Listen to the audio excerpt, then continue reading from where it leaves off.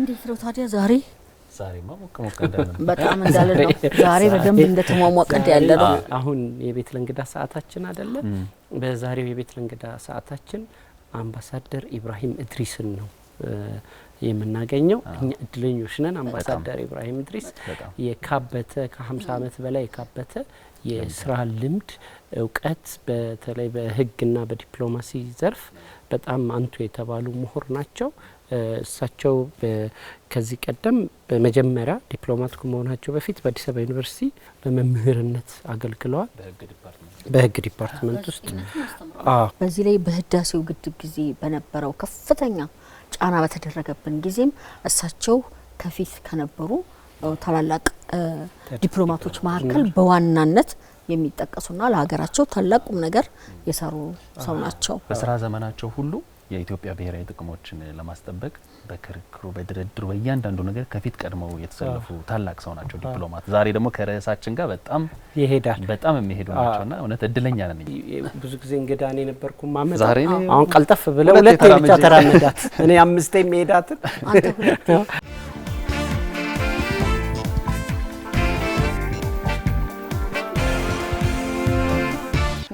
እንኳን ደህና መጣ አምባሳደር ጤና ይስጥልኝ እንኳን ደህና ቆያችሁን ስለመጡ በጣም ደስ ብሎናል አምባሳደር አመሰግናለሁ እንግዲህ አምባሳደር ለ24 አመታት በውጭ ጉዳይ ሚኒስቴር ሲሰሩ ቆይተዋል እርሱ በልጅነቱ ህልሞ ምን ነበር እንግዲህ የተወለድኩት ደሴ ወሎ ነው ደቡብ ወሎ ነው እና ከልጅነቴ እንግዲህ የነበረኝ ፍላጎት ህግ መማር የሚለው እንትን ነበረኝ ፍላጎት ነበረኝ ዩኒቨርሲቲ ስገባ ምንም አላወላወልኩ ሁለት ምርጫ ነበረኝ አንዱ ህግ ገባለሁ አለበለዛ ጂኦግራፊ ትምህርት ማራለሁ ነበር የፈለኩት ሁለቱን ነበር ነገዳም ያው ህግ ገባው በህግ ትምህርት ላይ እንግዲህ ተቆየውና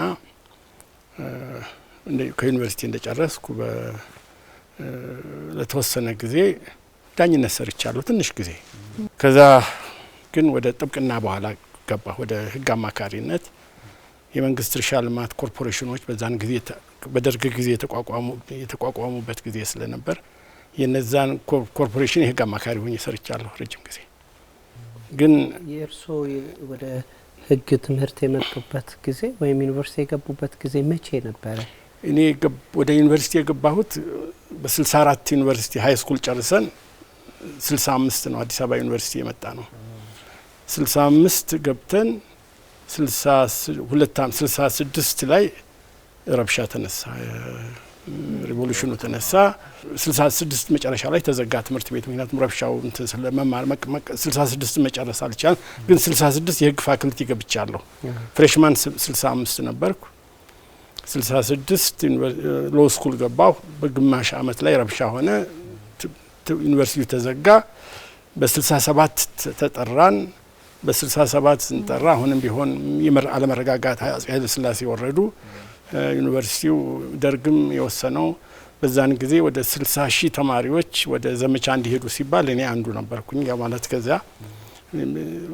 ማስታውሰው ጥር 29 ቀን 67 ዓመተ ምህረት ወደ እንትን ሄድኩኝ ወደ አሰበ ተፈሪ ሂርና እድገት በህብረት ነው እድገት በህብረት እዛ አመት 9 ወር ያህል ቆየን እድገት በህብረት ፈረሰ ተማሪው ሁሉ ተመለሰ ተማሪው ሁሉ ወደ ሲበተን እንደገና ትእዛዝ መንግስት እንዲመለሱ ብሎ አዘዘ እኔ ግን አልተመለስኩም አዲስ አበባ ዩኒቨርሲቲ ውስጥ ፕሪፋብ ነበር በዩኒቨርሲቲው ጀርባ እዛ ፕሪፋብ ውስጥ 3 አመት በችግሩ ጊዜ በቀይ ሽብር ጊዜ እዛ ነው ያሳለፍኩት እዛ ተጠግቼ ኖር ነበር ክፍለ ሀገር አንሄድም እዚህ ከተማ ውስጥ አንወጣም አስቸጋሪ ጊዜ ውስጥ ነበር ያለፍነውና ለማንኛውም እንደገና 69 ዓመተ ምህረት ትምህርቱ ተጀመረ እንድንቀጥል ተደረገ ወደ 66 ዩኒቨርሲቲ በመንገባበት ጊዜ የተማሪዎቹ የነበርነው በቁጥር ውስጥ ከሬቮሉሽኑ በፊት ከአብዮቱ በፊት ማለት ነው 55 ነበር 5 ከመከላከያ የሚመጡ መኮንኖች ነበሩ እንደገናኛ 50 ነበር ሎ ስኩል የሚቀበለው በአንድ ጊዜ 50 ነበር በእኛ ጊዜ ከተማሪዎች 50 ከመከላከያ ወታደሮች ደግሞ በዛን ጊዜ መኮንኖች ነበሩ። ወደ 5 ሰዎች ነበር፣ በገና 55 ነበር። እንግዲህ የጀመርነው በዚህ ነበር። ከዛ በኋላ ቀይ ሽብር ተባለ፣ ነጭ ሽብር ተባለ። ወደ 69 ስንመለስ የተረፍነው ወደ 13 14 ልጆች ብቻ ነበር። አብዛኛው ተማሪ አልቀዋል።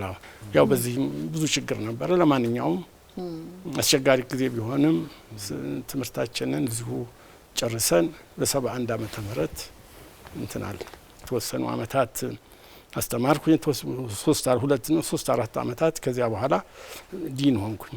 ከዚያ በተጨማሪ ደግሞ አክቲቭ ስለነበርኩ በተለይ በዚህ በእንቅስቃሴ ላይ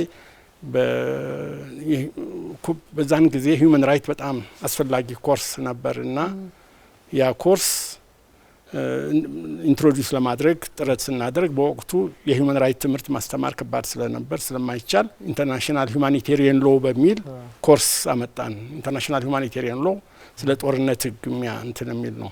እሱን ማስተማር ጥነት ሳደርግ ዲንም ሆንኩኝ።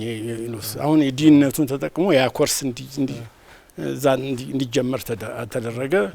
ከተሌሎች ተቋማት ድጋፍ አገኘን። አንዱ እሱ ነው። ይሄ ነው አሁን ወደ ውጭ ጉዳይ ሚኒስትር ለመምጣት ምክንያት የሆነው ይሄ የሁማኒቴሪያን ሎ ጉዳይ ነው። አምባሳደርነት ደግሞ በጣም ህግ የበዛው ስርዓት ደንብ የበዛውና እንትን መጨናነቅ ያለው ነው አይደል? ከዩኒቨርሲቲው ጋር ሲተያይና እንዴት ወደዚህኛው መጡ? እዚህኛው ላይስ እንዴት ልቦት ረክቶ ተቀመጠ? ከዩኒቨርሲቲ ያለሁኝ በሂውመን ራይትስ ስራ ውስጥ ገባ ነበር። ለረጅም ጊዜ እንዲሁ ዓለም አቀፍ ቀይ መስቀል ላይ 16 ዓመት ያህል ፓራሌል እያስተማርኩም የዓለም አቀፍ ቀይ መስቀል አማካሪም ነበርኩ። ይሄ አካባቢ በዛን ጊዜ ነው የኢትዮጵያና የኤርትራ ጦርነት የተጀመረው የነበረውና በዛ ላይ አርቲክሎች ይጽፍ ነበር ስለ ጦርነቱ፣ ስለ መብት፣ ስለ መሳሰሉትን በምጽፍበት ጊዜ እንግዲህ ይመስለኛል የውጭ ጉዳይ ሚኒስትር ያንን በወቅቱ እነዛን ጽሁፎች የሚወጡ ጽሁፎች ያነቡ ነበር። ስብሰባዎች ላይ የማቅረብ እንትን ነበረኝና ወደ ውጭ ጉዳይ ሚኒስቴር እንድመጣ የጠየቁብኝ ሁኔታ ነበር። 6 ወር ያህል ልግባ ምክንያቱም አሁን ቅድም እንደጠየቀኝ ከአካዳሚክ ነጻነት ወጥቼ ቢሮክራሲ ውስጥ መውጣት አስቸጋሪ፣ በኋላም ፈተና ሆኖብኛል እና በወቅቱ ግን አስቸጋሪ ሁኔታ በውጭ ጉዳይ ሚኒስቴር የሰው እጥረት ኃይል ነበረ። በተለይ ከዚህ ከኢትዮ ኤርትራ ጉዳይ ጋር በተያያዘ የድንበሩ ጉዳይ አለ፣ የካሳ ኮሚሽኑ ጉዳይ አለ። የድንበሩ ጉዳይ በተሰጠ በሁለተኛው ወር ላይ እኔ ወደ ውጭ ጉዳይ ሚኒስቴር መጣሁ። ስመጣ ለ2 አመት ለመስራት ነው የመጣሁት። ክርክሩ ወደ 5 አመት ፈጅ። ያን ደግሞ ክርክር ጀምሬ ደግሞ መሄድም አልፈለኩ። አንድ አመት ልቆይ ጨርስ እቺና 1 አመት ስን ወደ 5-6 አመት ቆየሁኝ። ጨረሻ ወደ በአምባሳደርነት ወደ ግብጽ ሄድኩ። ከዚያ ስመጣ ደግሞ አሁንም ቢሆን እንደዚሁ ሀሳብ ነበረኝ፣ ግን አንዳንድ እንትኖች ነበሩኝ፣ ሀሳቦች ነበሩኝ። ምክንያቱም በኢትዮጵያ ታሪክ እኔ ከአዲስ አበባ ዩኒቨርሲቲ እንደመጣሁ በኢትዮጵያ ውስጥ 2 ክፍተቶች ነበሩ በወቅቱ የተገነዘብኳቸው። አንደኛው የናይል የድንበር የውሃዎች ጉዳይ በተለይ ከግብጽ ጋር ከሱዳን ጋር የምናደርገው ይሄ በናይል ተፋሰስ ማዕቀፍ ውስጥ የነበረ ችግር ነበር። ሁለተኛ የድንበር ጉዳይ። እነዚህ 2 ክፍተቶች ነበሩብን። ተጨማሪ የናይል ጉዳይ ነበር እና አንዱና እንደ ውጭ ጉዳይ ሚኒስቴር እንደ ህግ አማካሪነት አንዱ ስራው የናይልን ጉዳይ መከታተል ነበርና ከተፋሰሱ ሀገሮች ጋራ ውይይት የተጀመረበት ነበር። አምባሳደር በብሔራዊ ጥቅሞች ላይ የተለያየ ጊዜ ብዙ ድርድሮችን አድርገዋልና ምናልባት የህግ ምሁር መሆኑ በድርድር ወቅቶች ላይ ለርሶ የሰጡት ልዩ ጥቅም አለ ወይም ደግሞ ምን ጠቀሙት እርሶ? ብዙ ጊዜ በኢንተርናሽናል ግንኙነት ላይ መሰረት የምናደርገው ኢንተርናሽናል ህግ ነው። ስለዚህ እኔ አንዱ የጠቀመኝ ምንድነው ረጅም ጊዜ ማንበብ ልምድ አለኝ። በዩኒቨርሲቲ ውስጥ ረጅም ጊዜ ሪሰርች የመስራት ልምድ ነበረኝ።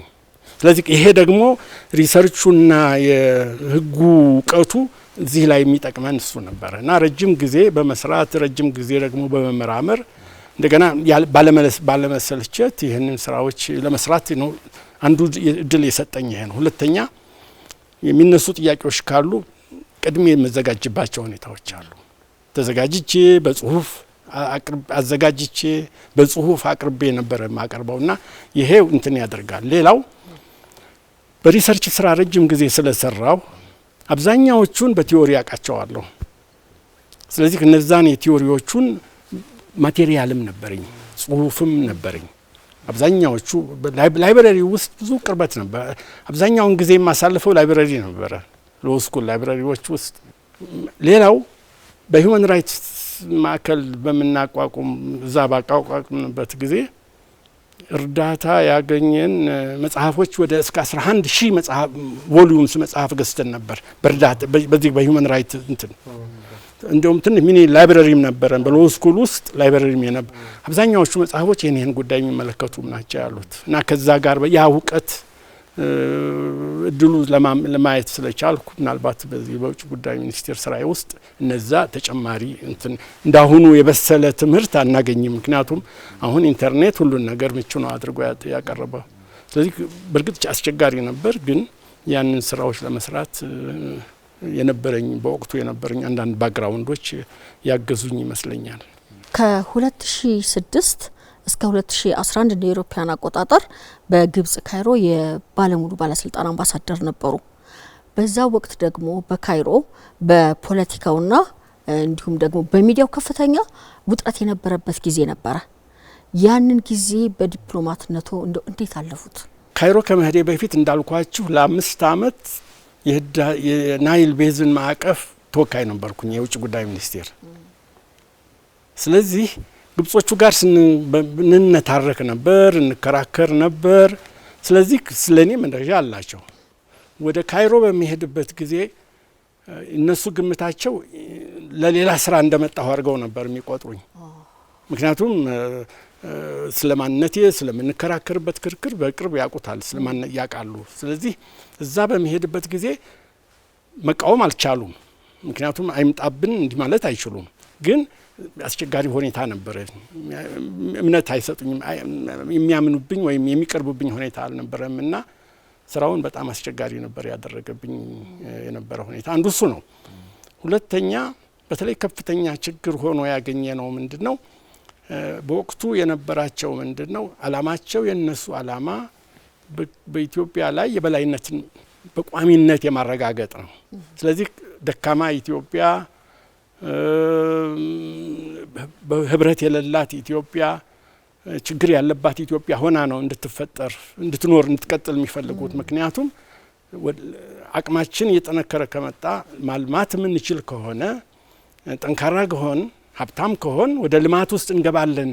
ስለዚህ ውሃውን ይወስዱብናል የሚል ጥያቄ ስጋት የነበረባቸው ስለሆነ ስለዚህ በተቻለ መጠን በኢትዮጵያ ኤምባሲ ላይ ጫና የሚያደርጉበት ሁኔታ ነበር። የመጀመሪያዎቹ እንደሄድኩኝ የመጀመሪያዎቹ አመታት በካይሮ ውስጥ የነበረው ሁኔታ በኢትዮጵያ ኤምባሲ ላይ በኢትዮጵያን ከፍተኛ ጥላቻ ነበራቸው።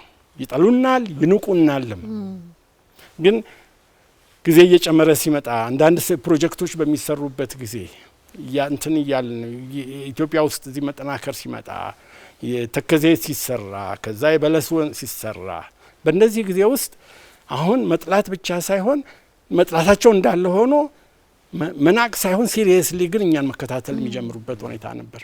ስለዚህ ከፍተኛ የሆነ በኢትዮጵያውያኖች ላይ ጫና ነበር የሚያደርጉት። አንዱ ግን ዋናው ከኔ ጋር ፐርሰናል ብለው ያዩት እኔ የምገኝበት ቦታ ሁሉ የናይልን ጉዳይ ነው እንትን የሚሉት እንደ ተራ ዲፕሎማት ሳይሆን በናይል ላይ እጁ ያለበት ሰው ስለሆነ ይሄ ነው አንዱ ከኔ ጋር የነበረው። ስለዚህ እኔ ወደ ከ5 አመት በላይ ነው የቆየሁት።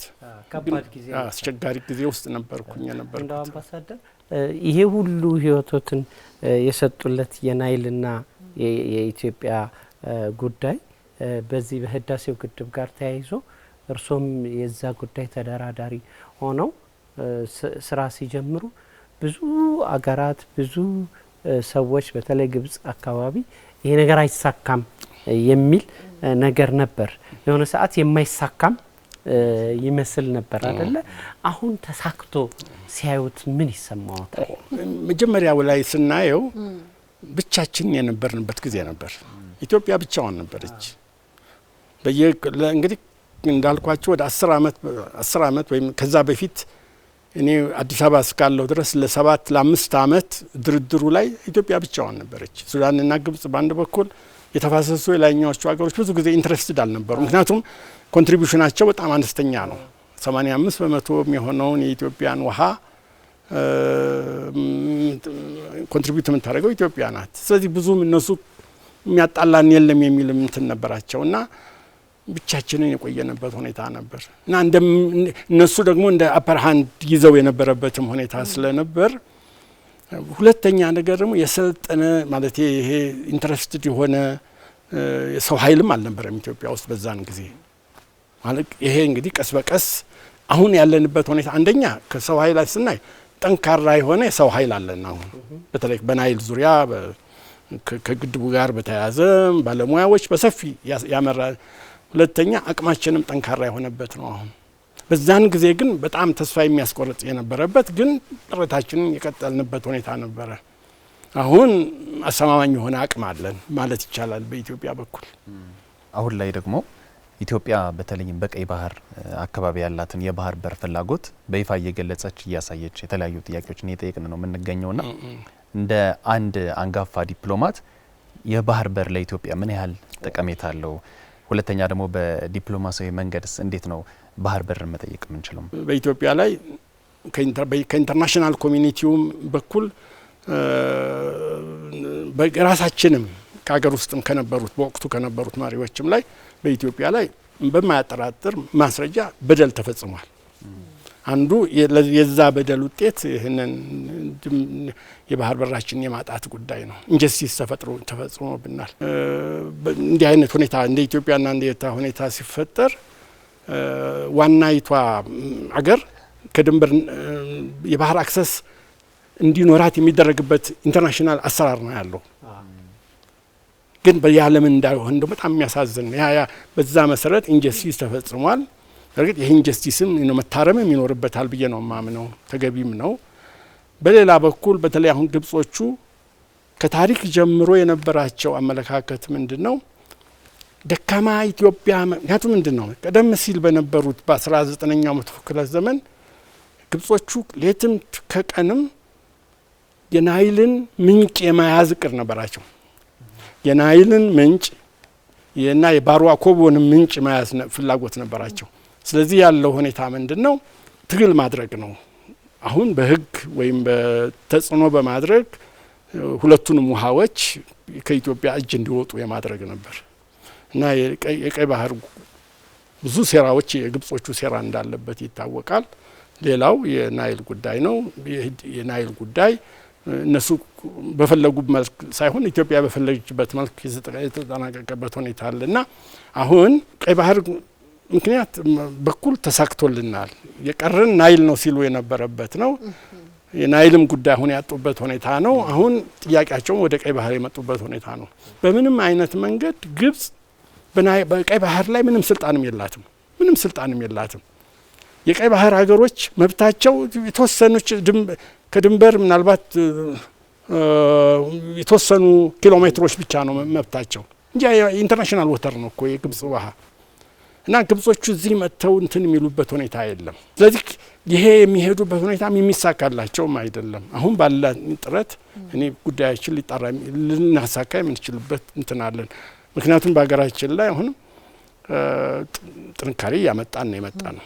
በተለይ በዚህ በህዳሴው ግድብ እኮ መላው ኢትዮጵያዊ በመላው ዓለም ሆ ብሎ የተነሳበት ዓለምን ያስደነቀበት ነበርና ኃይላችን የታየው በእርግጠኝነት የሚሆነው በህዳሴው ግድብ ነው። በርግጥ የ1994ቱ የጄኔቫ ፕሮቶኮልና ሌሎች ሰነዶችን ወደ አማርኛ የመቅዳትና ወደ አማርኛ የመተርጎም ስራ ከፍተኛ ኃላፊነት የነበረው ጥንቃቄ የሚጠይቅ ነበርና የሱን ፕሮቶኮልና ሰነዶችን መተርጎም ሂደቱ ምን ይመስል ነበር? ሲሳካስ ምን ተሰማዎት? ይሄ ቅድም እንዳልኩት ከህግ ማስተማር ስራዬ ጋር የነበረና ይህን ጉዳይ የዓለም አቀፍ ቀይ መስቀል ምክንያቱም የሰብአዊነት ህግ የሰብአዊ ኢንተርናሽናል ሁማኒቴሪያን ሎ ኢትዮጵያ አጽድቀዋለች። 1949ን ወንጀለኛ መቅጫ ህግ ኢትዮጵያም ስታወጣ በዚህ በስምምነቱ ያሉ አንቀጾች እዚህ ተካተዋል። ስለዚህ የኢትዮጵያ ሕግ አካል አድርገን ነው የምንቆጥረውና ሁለተኛ እኛም የምንገዛበት ነው። የዓለም አቀፍ ቀይ መስቀል አባል ነን። ስለዚህ ይሄ ሕግ ህዝቡ እንዲያውቀው የሚፈለግበት ሁኔታ በተለይ ደግሞ በዚህ ኤሪያ ላይ ያለ የመከላከያ አባላት የሚያውቁበት ሁኔታ መኖር አለበትና ስለዚህ ይህንን ተርጉምልን የሚል ጥያቄ መጣ። ስለዚህ እነዚህን ሁለት ሰነዶች ጄኔቫ ስምምነት 4 ትሪቲዎች ናቸው። ወደ 600 የሚሆኑ አንቀጾች ናቸው። ከተተረጎሙ በኋላ ወደ በብዙ ሺህ 10 ሺዎች ነው የተባዛውና በኢትዮጵያ ውስጥ የተበተነው። ይህን ኃላፊነቱን የወሰደው የዓለም አቀፍ ቀይ መስቀል ነበርና በዚያ መሰረት በስፋት በኢትዮጵያ ውስጥ እንትን እንዲሆን ተደረገ። ስለዚህ እውቀቱ በኢትዮጵያ ሚሊተሪ አካል ሆኗል። እውቀቱ አንድ ምሳሌ የምነግራችሁ በኢትዮ ኤርትራ በዚህ በክሌምስ ኮሚሽኑ ላይ የቀረበብን ክስ ስለነበር አንዱ እንደ ማስረጃ ያቀረብ ነው ይሄን መጽሐፍ ነው። እንዳጋጣሚ ይሄን መጽሐፍ እኮ እኛ ተርጉመናል፣ ሕግ አክብረናል የሚልና አክኖሌጅ የተደረገበት ሁኔታ ስለነበር በዛ ብዙ አስተዋጽኦ እንትን አድርጓል መጽሐፉ ማለት ይቻላል። ምናልባት የእድሜውን ትልቁን ክፍል ለሀገር ሲሰሩ ነው የኖሩት ወደ 50 ዓመታት የሚጠጋ ጊዜንና ሀገርን ኢትዮጵያን በዓለም አቀፍ መድረክ መወከል ጥቅሟን ማስከበር አይሆንም፣ ይሄ እኛን አይወክለንም፣ የኛን ጥቅም ይጋፋል ብሎ ብዙ ነገሮችን መመለስ መከራከር እንደ አንድ ሰው ምንድነው ስሜቱ? እኔ መሆንም ያለበትም ይሄ ነው። ምክንያቱም በእኛ በአገራችን እንደ ሰው እንድንቆጠር ኢትዮጵያውያኖች ደግሞ ውጭ ሄደው እንደ ሰው እንዲቆጠሩ አገራችን ጠንካራ አገር መሆን መቻል አለባት። ለዚህ ደግሞ የሁሉም ተዋጽኦ ይፈልጋል፣ የሁሉንም አስተዋጽኦ ይፈልጋል። ጠንካራ አገር ለመፍጠር ጠንካራ ኢኮኖሚ ያስፈልገናል፣ ጠንካራ መከላከያ ያስፈልገናል። ስለዚህ ይሄንን በማድረግ ውስጥ ያለነው እንከበራለን፣ ውጭ ያለነው እንከበራለን። ከዚህ አኳያ እንደ ዲፕሎማት መስራት ደግሞ ትልቅ እርካታ የሚሰጥ ስራ ነው። ምክንያቱም ቅድም እንዳልኳችሁ ከተለያዩ አካባቢዎች ላይ በዴሊጌሽን ትሄዳለህ፣ ዴሊጌሽን ትመራለህ። በዛ ላይ የተቻለህን ኮንትሪቢዩት ማድረግ ማለት ነው ትልቅ ሳቲስፋክሽን የሚሰጥ ስራ እንደሆነ ነው እንትን ያልኩት። በዚህ ምክንያትም ነው እኔ ውጭ ጉዳይ ሚኒስቴር ኢቭን አሁንም ከጡረታ ከወጣሁም በኋላ እንድቆይ የሆንኩበት ምክንያት ይሄ ነው። ከአምባሳደርነቱ ከዲፕሎማትነቱ እንዲሁም ደግሞ ከድንበር ጉዳዮች ውጪ አምባሳደር ኢብራሂምን ምንድነው የሚያስደስታቸው? እኔ ተማሪም እንደነበርኩ አስተማሪም በዩኒቨርሲቲም ውስጥ እንደነበርኩ እንደ ተመራማሪነትም እንደ አምባሳደርነትም እና አሁንም የኔ ባህሪ አንድ ነው። የኔ ተማሪ ነኝ። አሁንም ኑሮዬ አልተቀየረም። ድሮም አካዳሚሻን ነኝ፣ አሁንም አካዳሚሻን ነኝ። አሁንም ቤተሰቦች አንዱ ሰው በሚያይብኝ ጊዜ ቁጭ ብሎ ነው ሳነብ ነው የሚያየኝ፣ ቤትም ስሰራ ነው የሚያየኝ። ስለዚህ አንዱ ይሄ ነው ለኔ እንደ በዚህ በአካዳሚክ ውስጥ የመሄዴ ነው ሙሉ ሳቲስፋክሽን የሚሰጠኝ። የተቀየረም አይደለም ለማለት ነው። ዲፕሎማሲ ወይም አንድ ዲፕሎማት ባጭሩ ምንድነው? በእናንተ ቋንቋ የአንድ ዲፕሎማት የአገርን ጥቅም ማስከበር ለማለት ባጭሩ ያን ነው። ጥቅምን የማስከበር እያንዳንዳችን ኃላፊነት አለብን። እንደ ዲፕሎማት እንደ ኢትዮጵያ ዲፕሎማት ሌላ ሀገር ዲፕሎማት ከሆነ እሱ የራሱን ሀገር ስለዚህ ይሄ በሁለቱ መካከል የሚደረግ ኢንተራክሽን ነው። እንግዲህ የዲፕሎማሲ ኢንተርናሽናል ሪሌሽን የምንለው በስፋት በትልቁ ስናየው ኢትዮጵያን ወክለው ልክ እንደናንተ አምባሳደር ለሚሆኑ ወይም የህግ ምሁር ኢትዮጵያን ወክለው በህግ አገልግሎት ለሚሰጡ ወጣት ቀጣይ አምባሳደሮችና የህግ ምሁራን ሚሉት ካለ? እኔ በአብዛኛው ይህን በዚህ ጉዳይ በዋናነት ደከመኝ መባልም የለበትም። አንድ ሰው ደከመኝ የሚለው ነገር እኮ ዘላለማዊ እረፍት ይመጣል። ከዛ በፊት ግን ያንን ጊዜ እንዴት አድርገን ነው ባለንበት ጊዜ አገልግሎት መስጠት ያለብን የሚለው ጥያቄ ነው። ሁለተኛ በተለይ እንደ ዲፕሎማት እንደ ህግ ባለሙያ ኃላፊነት አለብን። የሚቀጥለው ትውልድ አስተማማኝ የሆነ ሁኔታ መደረስ መቻል አለበት። ስለዚህ አሁን ያለው ትውልድ ኃላፊነት ነው ያንኛውን ሁኔታ በተለይ ለልጆቻችን ያለውን ሁኔታ ማመቻቸት የምንችለው ይሄንን ሰርተን ነው። የኛ ስራ ይሄ ነው። የነሱን ህይወት ማመቻቸት ነው። ያለፉት የአባቶቻችን ህይወት የኛን ሁኔታ ማመቻቸት ነው። እኛ ደግሞ የነሱን ሁኔታ ማመቻቸት ነው። በዚህ መልክ ነው አገር ማስቀጠል የምንችለው። ስለዚህ መጀመሪያ ሀገራቸውን በደንብ መርዳት ማገዝ ግድ ያስፈልገናል። ይሄ ነው፣ ሌላ አማራጭ እኮ የለን። አለበለዚያ በውርደት ነው የምንኖረው። ሁላችንም ሀገራችንን መጠበቅ ሀገራችንን ማስከበር የሚያስችል ኮንትሪቢዩሽን አስተዋጽኦ ማድረግ መቻል አለብን። እዛ ካይሮ በነበርኩበት ጊዜ ከተለያዩ ኮሚኒቲ ሰዎች ጋር ገናኝ ነበር። የተለያየ ፖለቲካ አመለካከት ያላቸው ሰዎች ጋር እነዚህ ሰዎች የተለያዩ ካንዱ አንዱ ሀሳብ አይገናኝም። በናይል ጉዳይ ላይ ግን ሁሉም አንድ ናቸው። በምንም አይነት መንገድ ኢብን የራሱንም ኃላፊ የራሱንም ባለ እንድናማ አይፈቅዱልህም። እኛ ጉዳዩ የኛ ጉዳይ እንጂ አንተ የኛን ሰው የውስጥ ሰው ማማት አትችልም የሚል አመለካከት የነበረበት ሁኔታ ስለነበር እና ጠንካራ አቋም የነበራቸው ነው። በዚህ ጉዳይ ላይ ሀገራቸውን በጋራ ነው እነሱ ልዩነታቸው። ለምሳሌ ከኢትዮጵያ ጋር በተያያዘ አንዱ የለም እርምጃው ጠንክር ይቀንስ በሚል ነው ወይም ለዘብ እንጂ በጠላትነታቸው አንድ ናቸው። ተባሳይ በተለይ ቢሮክራሲ ውስጥ ያለ በፖለቲካ ውስጥ ያለ አጠቃላይ ሁሉም ጸረ ኢትዮጵያ ናቸው። እናቱም ኢትዮጵያ ካደገች ከተጠናከረች በግብጽ ላይ አደጋ የውሃ እጥረት ይፈጠራል ብለው የሚያምኑ ስለሆነ በዚህ ጉዳይ ላይ አመለካከታቸው አንድ ነው። እኛ ያንንም ማየት መቻል አለብን። ለምን እኛስ ራሳችንን ጥቅም ከማስከበር አኳያ በአንድ ላይ አንቆምም የሚለው ነው ልናስብበት የሚገባን ነው። በተለይ ወጣቱ በዚህ ጉዳይ ላይ በቅርብ ይህንን ጉዳይ ማጤንና ራሱን ከዚሁ ጋር ማመቻቸት እንዳለበት ነው ማምነው። በጣም ትልቅ ትምህርት ነው አምባሳደር። እንግዲህ ከሌሎች ከጎረቤትም ከሌሎች ሀገሮችም መውሰድ ያለብንን ጠንካራ ጎን ወስደን ሀገራችንን ሁላችንም በአንድነት ነው ማስቀጠል ያለብንና እንደው ለመጨረሻ ጥያቄ ላርጎና አምባሳደር በዚህ በ50 ዓመት ጉዞ ውስጥ በተለይ ደግሞ በድርድር ባሳለፉባቸው የሥራ ዘመናት በጣም የሚያስደስቶት ያሳኩት አንድ ስኬት አለ የሚያስተውሱት? እኔ ካሳክ እንግዲህ አንዱ የዲኦፒ ነው። ዲኦፒ ታውቃለህ? ዲኦፒ ማለት ዲክላሬሽን ኦፍ ፕሪንሲፕልስ የስምምነቶች መርህ የሚባል በ2014 ላይ የተደረገ በሱዳን በኢትዮጵያና በግብጽ መካከል የተደረገ ስምምነት ነው። ካርቱም ላይ የዛሬ 10 ዓመት ግድም ማለት ነው 11 ዓመት እና እሱ በጣም እኔም ከጓደኞቼም ጋር ሆነን ውጤታማ የሆነ ስራ ሰራን ብለን የምናምነው ይሄ ነው። ምክንያቱም ግብጾቹ በናይል ቤዝን ጋር በተያያዘ የበላይነት አገኘንባቸው። ምንድነው የምትፈልጉት ስንላቸው የኮንፊደንስ ቢልዲንግ ሜጀር ነው የምንፈልገው፣ መተማመን ነው የምንፈልገው ሲሉ ታዲያ መተማመን እኮ ህግ አያስፈልገንም፣ ህግ ካስፈለጋችሁ ያው የናይል ቤዝን ነው የሚል ነው። መጨረሻ ላይ ይሄ ወደዚህ ወደ ዲክላሬሽን እናርግ ተባለ። ዲክላሬሽን ውስጥ 10 አንቀጾች ነው ያሉት። የተደረገው መጀመሪያ ምንድን ነበር? እያንዳንዱ ሀገር 4 ፕሪንሲፕሎች እንዲያዋጣና እኛ ኢኩተብል ሼር ስለ ግድቡ በተያያዘ ፍርድ ቤት አንሄድም።